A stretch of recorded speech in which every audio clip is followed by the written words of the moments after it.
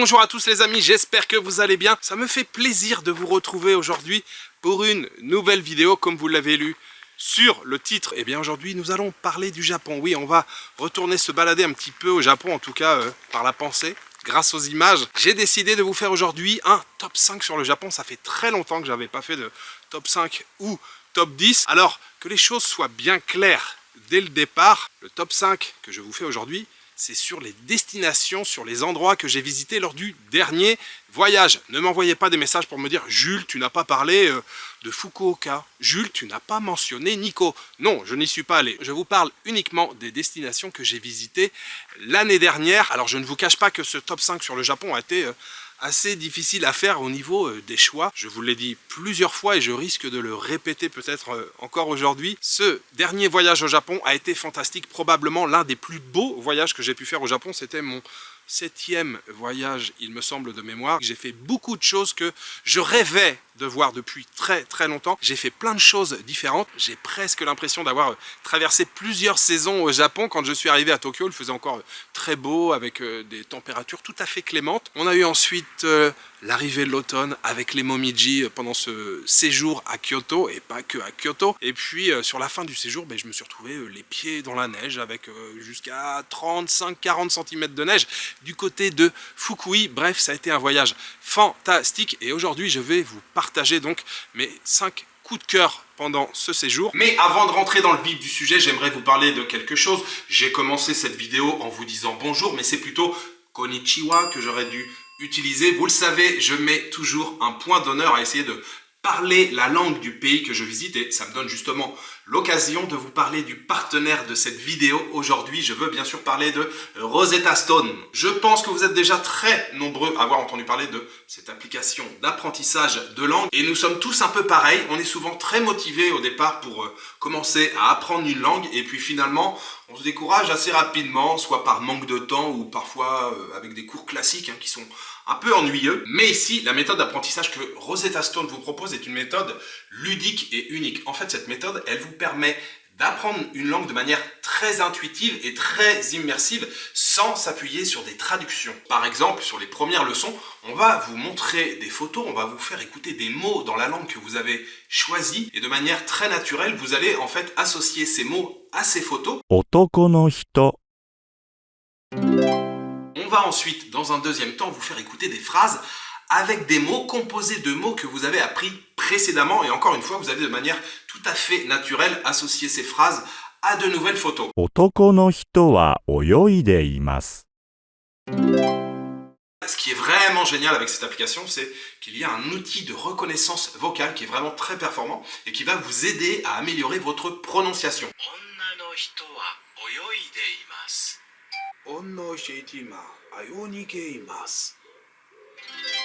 Un autre point important, c'est que les leçons que propose Rosetta Stone durent environ 10 minutes. Donc ça, c'est vraiment très cool pour apprendre à votre rythme. Même si vous avez seulement un créneau de 10 minutes en rentrant du travail ou de l'école, vous avez suffisamment de temps pour apprendre une leçon. Bien sûr, c'est une application, donc c'est toujours à portée de main dans votre poche et ça fonctionne avec ou sans connexion internet. Si vous êtes intéressé, n'hésitez pas à cliquer sur le lien qui se trouve dans la description ou en commentaire épinglé. Vous pourrez profiter d'une remise de plus de 50% sur 2 offres. Oui, messieurs, dames. Soit sur l'offre Lifetime 25 langues qui vous donne un accès à vie aux 25 langues disponibles sur l'application. Ou alors l'offre Lifetime une langue. Vraiment, si vous êtes motivé, ne passez pas à côté de cette offre. Allez, on retourne au Japon. Alors, dernière petite précision avant de commencer ce classement, ce top 5, ne tenez pas trop compte de l'ordre dans lequel j'ai mis ces destinations. Le top 1, c'est censé être l'endroit que j'ai le plus apprécié. Très honnêtement, on aurait pu intervertir quelques destinations dans ce top 5. Je n'ai pas mis dedans ni Tokyo, ni Osaka, ni Kyoto. Ces 3 destinations, j'y vais à chacun de mes voyages et ces 3 villes vraiment que, j'allais dire, j'affectionne. Faut mieux dire que je kiffe énormément. Et je pense que ça n'aurait été pas très original en fait de mettre ces 3 villes dans le classement. Bon, ce qu'il faut retenir, c'est que dans ce top 5, c'est surtout des endroits qui m'ont marqué et surtout qui sont un peu en dehors des sentiers battus. Alors, en 5e position, j'ai décidé de mettre la ville de Fukui. Allez, toute dernière précision, la ville de Fukui et sa région. À chaque fois que je vous annonce un endroit, c'est la ville et puis un petit peu la région autour. Oui, Fukui, c'était à la fin de mon voyage, c'est d'ailleurs là-bas que je me suis retrouvé les pieds dans la neige, c'était bien l'hiver quand je suis arrivé là-bas. J'ai adoré mon petit séjour, je suis resté 3 jours, je crois que j'ai fait seulement une vidéo, mais je suis resté 3 jours. Alors dans la ville de Fukui, il n'y a pas 50 000 choses à découvrir, ce qu'il faut surtout à Fukui, c'est profiter des restaurants, puisque il y a une spécialité culinaire qui vaut vraiment le coup, et j'en ai mangé plusieurs fois. Ce sont les soba Echizen Orochi. Je me souviens d'ailleurs d'un restaurant où je suis allé 2 fois, je me suis régalé, ils proposaient des sets, on avait quelques accompagnements avec le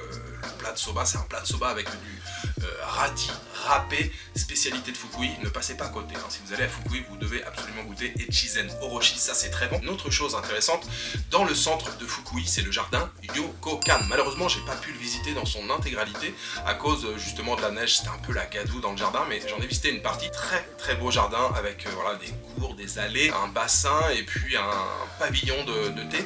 Je vous conseille d'aller visiter ce petit jardin, mais ce qui m'a fait venir à Fukui, c'est un temple que je voulais découvrir depuis très longtemps, c'est le Heiheiji, temple bouddhiste qui date du XIIe siècle, qui est l'un des 2 temples principaux de l'école Soto du bouddhisme zen. Autant vous dire que c'est un temple très important dans le bouddhisme japonais, et quelle visite, je n'ai pas été déçu. Alors je vous ai dit, quand je suis arrivé à Fukui, c'était l'hiver, il y avait la neige et tout, mais le jour où je suis allé le visiter, il faisait un temps magnifique, on avait un grand ciel bleu, mais il y avait eu des chutes de neige les jours précédents.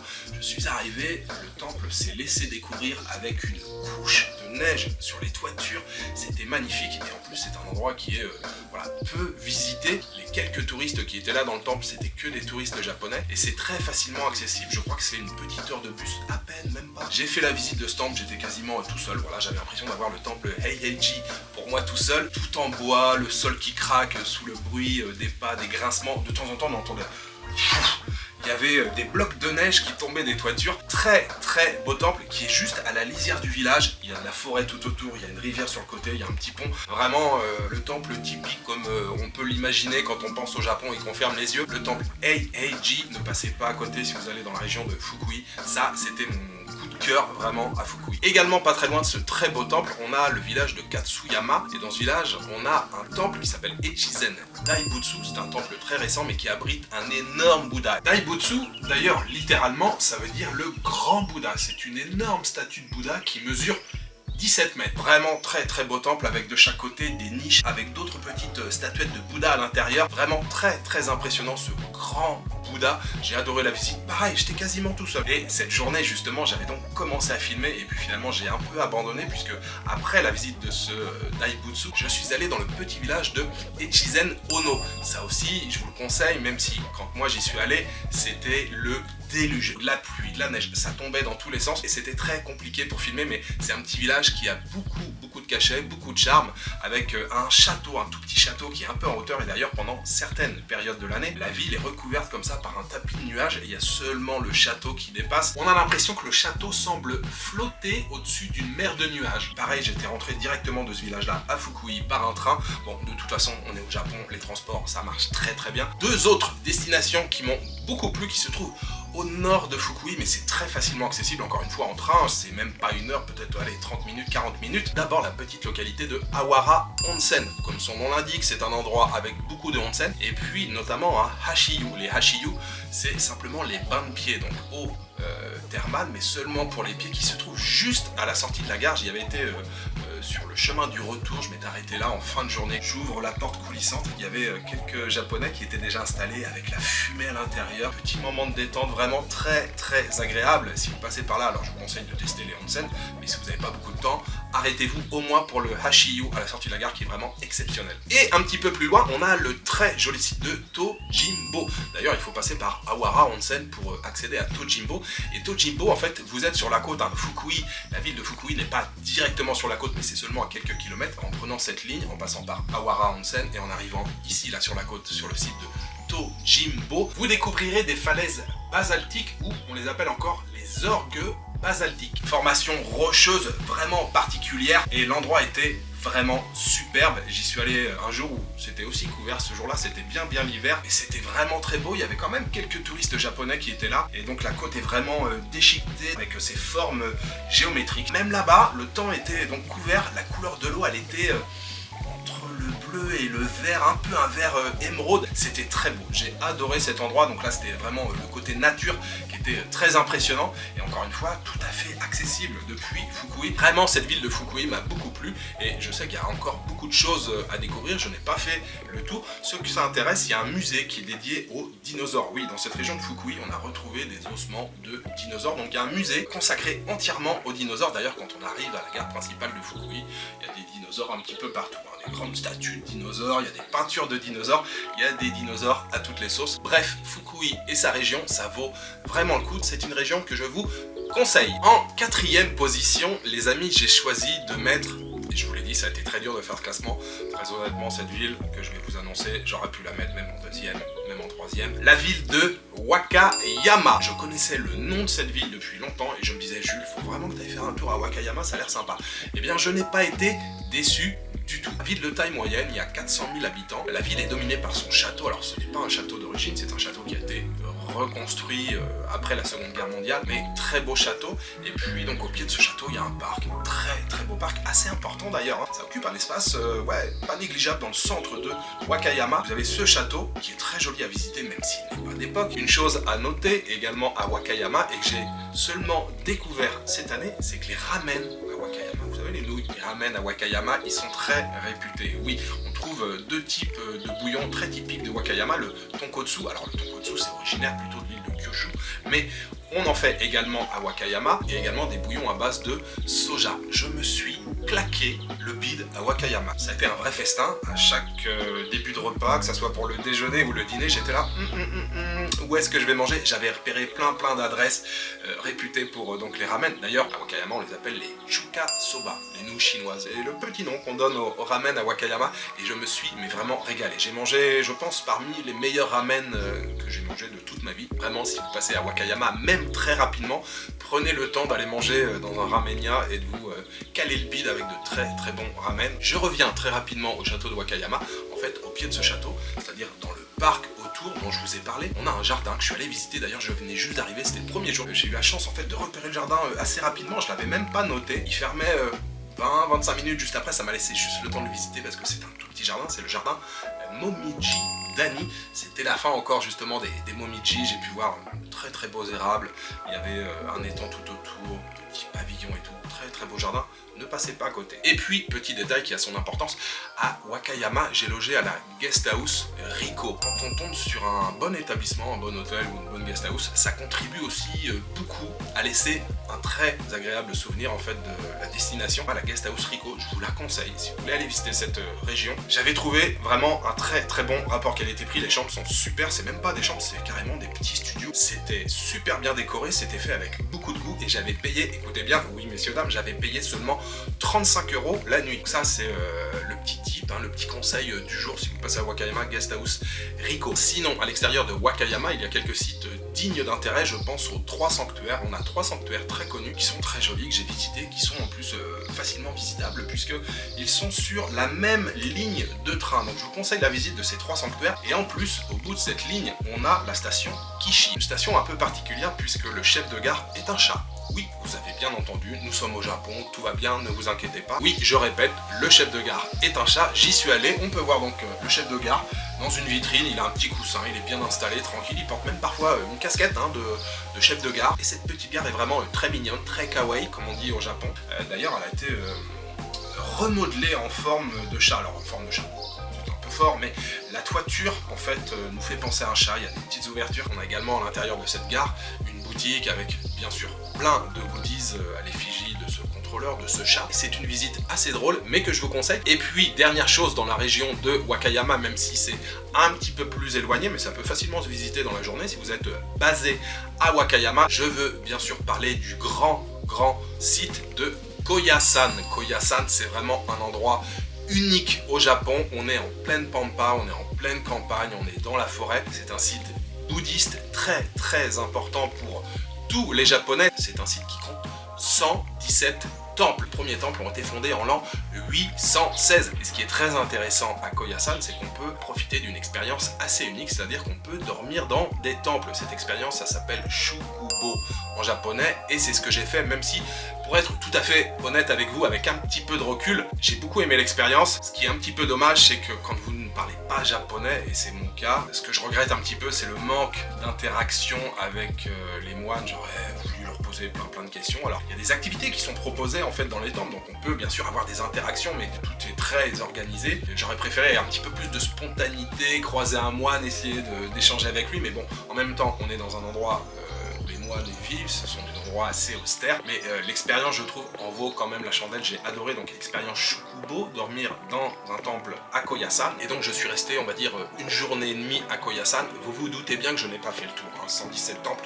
J'ai visité les temples les plus importants, dont le Kongo Buji, qui était magnifique, vraiment très beau, qui a vraiment une ambiance particulière à Koyasan. On sent en fait le poids de l'histoire, on sent la sérénité, on sent le calme, et j'étais vraiment très surpris, je vous l'avais dit pendant la visite. Dans ma tête, moi, Koyasan, c'était un endroit touristique, je m'attendais à voir, pas des hordes de touristes, mais je m'attendais à voir beaucoup de monde. Alors je sais pas, peut-être que c'était la période, mais quand j'y suis allé, il y avait quasiment personne. J'ai adoré cette journée, c'était vraiment ouf. Je suis très content et je sais que j'y retournerai, parce que on va dire que cette année, c'était un premier aperçu. Donc ça, c'est aussi très facilement accessible depuis Wakayama. C'est ce qui fait que Wakayama et la région de Wakayama, c'est une destination de choix. Vous n'y croiserez pas beaucoup de touristes. Wakayama, oui, destination de choix que je vous conseille. En troisième position, j'ai décidé de mettre Matsue. Alors la ville de Matsue et la région autour de Matsue. Matsue, ça se trouve dans la préfecture de Shimane, et gros coup de cœur. Gros coup de cœur, c'était complètement nouveau, je n'avais jamais mis les pieds là-bas. Il y a beaucoup de choses à découvrir, aussi bien dans la ville que tout autour de Matsue. Avec d'abord son château, le fameux château de Matsue, qui lui est un château d'origine, c'est un château authentique. Vous le savez, au Japon, il y a de nombreux châteaux un peu partout, mais la plupart ne sont pas d'origine, ce sont des châteaux qui ont été reconstruits. Celui-ci, il est d'origine, il a été construit au XVIIe siècle, d'ailleurs c'est assez impressionnant, seulement 50 travaux de 1607 à 1611, et quelle beauté! Le château est beau à l'extérieur, le château est beau à l'intérieur. Je pensais pas que la visite serait aussi longue, mais vraiment un château très intéressant à découvrir. En plein cœur de la ville, on a ce grand lac Shinji. Alors en plein cœur, il n'est pas dans le centre historique, mais il est dans la ville en fait, et il est vraiment énorme. Vraiment très grand lac Shinji. Vous avez regardé les vidéos encore une fois. D'ailleurs, si vous n'avez pas regardé, je vais vous mettre des liens à chaque fois pour vous ramener directement sur ces vidéos. Le coucher de soleil au bord du lac Shinji, c'était le premier ou le deuxième jour que j'étais à Matsue. Waouh! Il y avait quelques pêcheurs qui étaient là, le soleil qui se couchait derrière, quelques japonais qui faisaient un petit peu d'exercice. J'avais encore une fois l'impression d'être le seul touriste, une région très peu visitée. Alors c'est pareil, je m'étais dit je passe vite fait voir le soleil se coucher. J'ai dû faire 50 millions de photos, 50 millions de plans, et je suis resté 2 heures jusqu'au crépuscule, jusqu'à temps que voilà, il n'y a plus de lumière du tout. Il y a un temple bouddhiste que malheureusement je n'ai pas vu visiter, mais je vous en parle parce que apparemment il est vraiment très beau. Mais je retournerai à Matsue, ce n'est pas grave, le Gesso-ji. J'y avais été trop tard, je sais plus, ou alors ce jour-là il était fermé, mais apparemment c'est un très beau temple bouddhiste. Un autre endroit que j'ai adoré à Matsue, c'est le Meimeihan. Meimeihan, c'est une maison de thé, c'est un pavillon de thé, c'est tout petit, ça a été restauré il y a quelques années, mais c'est d'origine. C'est vraiment un bâtiment, une structure très ancienne. Vous pouvez y aller pour boire un thé, manger quelques wagashi, quelques pâtisseries traditionnelles japonaises, et puis il y a un petit jardin autour, c'est mignon comme tout, c'est très Meimeihan, ne passez pas à côté. Et puis dernière chose, dans le centre de Matsue, c'est tout simplement les canaux en fait.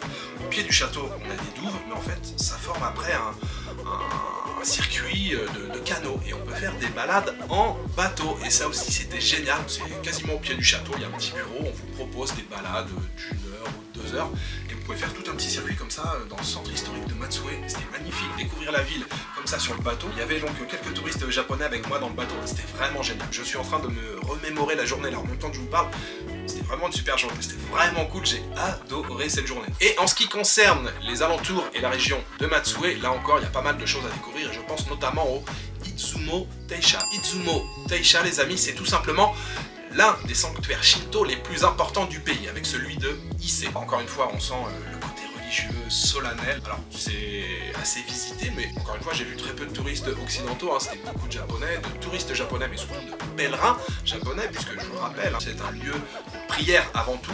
Très très bel édifice, ça vaut vraiment le détour et c'est seulement à 1 heure de Matsue. Alors en deuxième position, j'ai choisi de mettre la ville de Takayama. Alors Takayama et sa région encore une fois, et je pense que ceux qui me connaissent, ceux qui sont sur cette chaîne depuis un petit moment, je pense que vous n'êtes pas surpris. Takayama, c'est l'un de mes endroits préférés au Japon, j'y vais à chacun de mes voyages. La ville de Takayama est située dans la préfecture de Gifu. On est dans les Alpes japonais, c'est une ville de taille moyenne, mais avec un centre historique très bien préservé, un patrimoine culturel très important. On la surnomme souvent la petite Kyoto, et c'est vrai que son centre historique, ses maisons en bois, sont très très jolies. Takayama et la région de Takayama est également très réputée pour son saké, donc dans ce centre historique, vous trouverez beaucoup de magasins. On vous propose des dégustations de saké, n'hésitez pas à goûter, il est vraiment très très bon, un saké de grande qualité. La ville de Takayama est également connue pour ses 2 marchés du matin. L'un qui s'appelle Jinya Mae et l'autre Miyagawa. Miyagawa, c'est le nom de la rivière en fait qui traverse, qui coupe comme ça la ville de Takayama en 2, très très belle rivière avec plein de ponts qui passent, d'ailleurs un pont avec un très grand torii. Je m'éloigne un petit peu, mais pareil, je ferme les yeux et je me revois en train de déambuler dans les rues et les ruelles de Takayama. Donc oui, ces 2 marchés, je vous conseille d'aller les découvrir. Alors, faut pas y aller trop tard parce qu'à midi, c'est quasiment terminé. Ça commence pas non plus à 6 h du mat, mais à 7h30, 8 h. On commence à se mettre un petit peu dans l'ambiance. Vous trouverez pas mal de produits locaux, hein, des choses à manger, et puis un petit peu l'artisanat également. Franchement, je vous conseille la visite de ces marchés. Un autre endroit très très intéressant à découvrir qui se trouve à la lisière de la ville, c'est le village folklorique d'Ida. C'est un musée à ciel ouvert avec une trentaine de maisons traditionnelles avec des toits de chaume, des maisons anciennes, tout en bois. Tout est bien présenté, tout est bien mis en valeur. Il y a un bassin juste devant et j'y vais également à chacun de mes voyages, même si je commence à le connaître par cœur, ce musée folklorique d'Ida. Un autre endroit à Takayama qui est pour moi clairement incontournable, c'est même mon endroit préféré à Takayama. C'est pas un endroit précisément, c'est plutôt une promenade, c'est la balade d'Higashiyama. C'est une balade à la lisière de la ville avec d'un côté la montagne et puis vous traversez de nombreux temples et sanctuaires. Cette balade se termine dans le parc de Shiroyama, juste au pied des ruines du château de Takayama. C'est vraiment un endroit magique et je trouve particulièrement pendant la période des Momiji, et c'était encore le cas lors de notre dernier voyage, on a pu voir de très très beaux Momiji, de très beaux feuillages et c'est vraiment un endroit que je kiffe énormément. Et à l'extérieur de Takayama, 2 sites très intéressants, le village traditionnel de Shirakawa-go. Je n'y suis pas allé lors du dernier voyage, mais j'y suis allé lors de précédents voyages, facilement accessible. C'est seulement une cinquantaine de kilomètres depuis Takayama, très très beau village qui est un vrai village, un village authentique hein, avec ses habitants. Maison traditionnelle au toit pentu pareil, recouverte de chaume, vraiment une petite pépite ce village, donc facilement visitable pour une journée hein, depuis Takayama. Et puis un autre endroit où là, je ne fais jamais l'impasse dessus, j'y vais à chacun de mes voyages, encore plus facilement accessible, je crois que c'est seulement 20 minutes de train depuis Takayama, c'est le village de Ida Furukawa, ou la petite ville d'Ida Furukawa. Si vous recherchez le calme, la tranquillité, vous voulez être dans un endroit sans aucun bruit, c'est un endroit tout conseillé, tout indiqué. Franchement, allez à Ida Furukawa, j'adore cet endroit. En général, vous êtes voilà, une petite poignée à sortir du train, vous arrivez sur cette place, et puis vous êtes là, oh, ça va être tranquille ici. Et effectivement, c'est très tranquille, mais c'est charmant comme tout. C'est un village également qui est très connu pour son saké, mais bon, je vous l'ai dit, hein, c'est toute la région qui est connue pour son saké, mais vous trouverez pas mal de boutiques pour la taille du village, vous trouverez quand même pas mal de boutiques de saké. Je me souviens, j'étais accompagné de Madeleine lors du dernier voyage, elle avait acheté un petit peu de saké là-bas. Et puis vous avez dans le centre historique aussi, vous avez des petits canaux comme ça, vous pouvez voir les carpes, l'eau est vraiment très propre, transparente. Très honnêtement, la journée c'est peut-être un peu long, mais une demi-journée ça peut facilement vous occuper. En plus il y a un café dans lequel je vais tout le temps, j'ai sympathisé avec le patron, donc à chaque fois je vais toujours faire un petit tour dans le café qui s'appelle Café Bubu. Ida Furukawa, ça constitue toujours une petite escapade très agréable et c'est seulement encore une fois 20 minutes de train depuis Takayama. Et nous voilà donc arrivés à la première position de ce top 5 et j'ai choisi de mettre en pole position les sentiers du Kumano Kodo. Mais quel kiff, mais quel kiff, quel kiff. C'était vraiment 4-5 jours de détente totale, d'exercice physique en même temps, où je me suis complètement vidé la tête. Les sentiers du Kumano Kodo, c'est tout un réseau de vieux sentiers, de pèlerinage qui traversent un petit peu toute la péninsule de Gi. C'est vraiment un endroit magnifique. Alors j'ai choisi un circuit, il existe pas mal de circuits différents. Je suis parti 4 jours, j'ai pris un jour de repos, j'ai marché les 2 premiers jours, 3e jour je me suis reposé. Alors je me suis reposé parce que j'avais les pieds un peu éclatés. Je suis parti donc de la petite localité de Tanabe. Alors à Tanabe on a un bus qui vous emmène vraiment au point de départ. La beauté, la sérénité des lieux. Imaginez-vous des sentiers en pleine forêt et vous êtes quasiment tout seul. En fait, c'est le premier jour où j'ai rencontré le plus de monde. Le premier jour, j'ai traversé, on va dire, un groupe de Taïwanais, j'ai rencontré quelques Japonais à droite à gauche, mais après les jours suivants, j'ai quasiment vu personne, donc il y a quand même pas mal de kilomètres à parcourir, donc les reliefs, les paysages changent un petit peu, vous êtes de temps en temps dans une forêt, de temps en temps vous êtes dans un endroit plus dégagé, vous avez une vue sur de très belles montagnes, traversez ou vous longez des petits villages charmants comme tout, et sur votre chemin, eh bien, vous rencontrez des sanctuaires, des temples bouddhistes comme ça, perdus au milieu de la forêt avec de la mousse un petit peu partout. Ça m'a énormément plu. Si vous êtes un amoureux de la nature comme moi, si vous aimez la montagne, si vous aimez les forêts, si vous aimez également le côté spirituel, parce que tout ça vous l'avez en faisant, en parcourant les sentiers du Kumano-Kodo, c'est quelque chose que je vous conseille vraiment. Le deuxième soir, j'étais arrivé dans le village de Kawayu Onsen, mais quelle beauté! Et à Kawayu Onsen, d'ailleurs, il y a beaucoup de onsen comme son nom l'indique, mais il y a carrément un seninburo, un rotenburo, c'est un onsen à l'extérieur.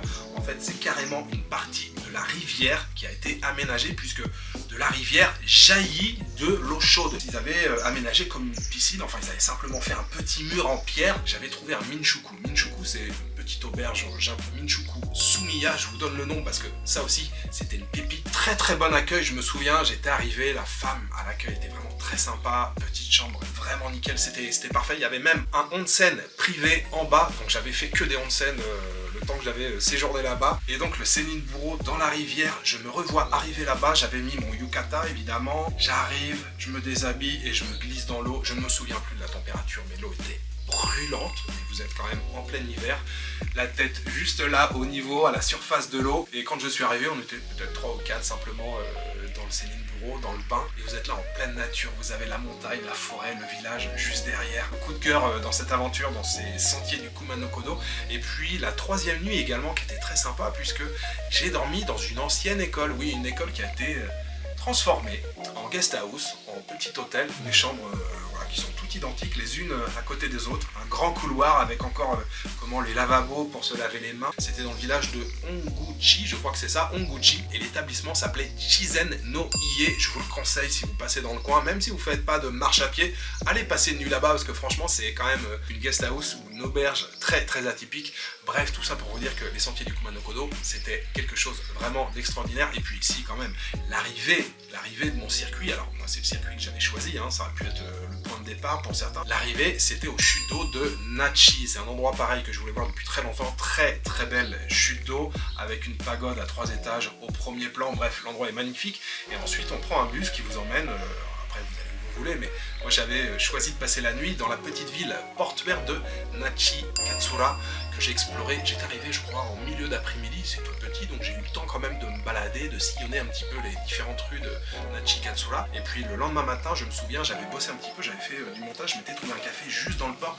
Et bien cette petite ville de Nachi Katsura, encore une fois, si vous ne faites pas les sentiers du Kumano-Kodo, je vous conseille quand même d'y passer, puisque on est sur la côte, petit port de pêche, il y avait une ambiance vraiment géniale. Le soir, j'avais mangé dans un restaurant, un izakaya vraiment super, petite fiole de saké, je m'étais pris des palourdes, je crois, ou des coques, avec du gingembre, enfin bref, j'avais fait un festin, je m'étais régalé. J'avais trouvé aussi un établissement vraiment très sympa, petite guest house. Tout ça pour vous dire que les sentiers du Kumano-Kodo, c'est vraiment quelque chose, c'est quelque chose d'unique, qui n'est pas très connu. Et en plus, le parcours que j'ai fait, très honnêtement, il n'y avait pas de difficulté particulière. Voilà, j'ai marché 3 jours. Bien sûr, ça monte un peu, ça descend, on est en montagne, mais avec une bonne paire de chaussures, ça se fait tout à fait tranquillement. Voilà pour mes 5 coups de cœur du dernier voyage, même si je vais vous donner un petit bonus. Oui les amis, ça fait plaisir, c'est comme ça.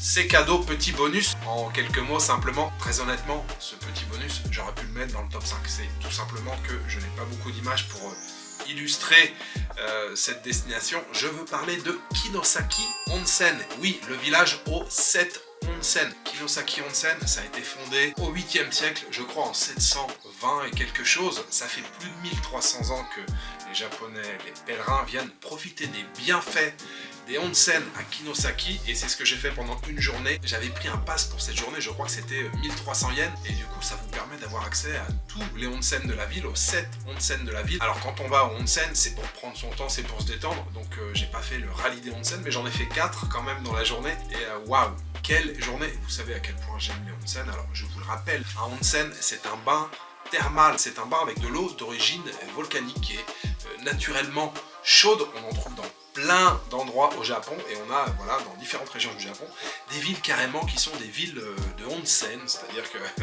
il y a de l'eau chaude qui jaillit de partout et Kinosaki est l'une d'entre elles et franchement c'est charmant comme tout. Il y a une rivière qui traverse la ville et ce qui est génial c'est que soit vous avez votre propre yukata, le yukata c'est un kimono léger, ou alors vous avez la possibilité d'en louer dans des boutiques et vous pouvez donc vous balader comme ça dans la ville en yukata tranquillement et aller de onsen en onsen. Et c'est vraiment génial parce que tout le monde évidemment vient à Kinosaki Onsen pour les onsen, tout le monde est détendu, on se balade dans la rue en yukata. C'est marrant parce qu'on recroise des personnes voilà, qu'on a croisées dans la matinée dans un onsen et puis vous passez la journée à poil comme ça, tranquille dans les bains. À la fin de la journée, j'avais l'impression de planer, mais j'étais tellement détendu, j'avais tous les muscles comme ça détendus, voilà, détendus. Et bien voilà pour ce top 5 Japon, les amis, c'était un vrai plaisir de bavarder à nouveau du Japon, de me téléporter, de me remémorer ce fameux voyage au Japon. J'ai déjà hâte d'y retourner, j'ai encore plein d'endroits à découvrir dans ce très très beau pays. Sinon, en ce qui concerne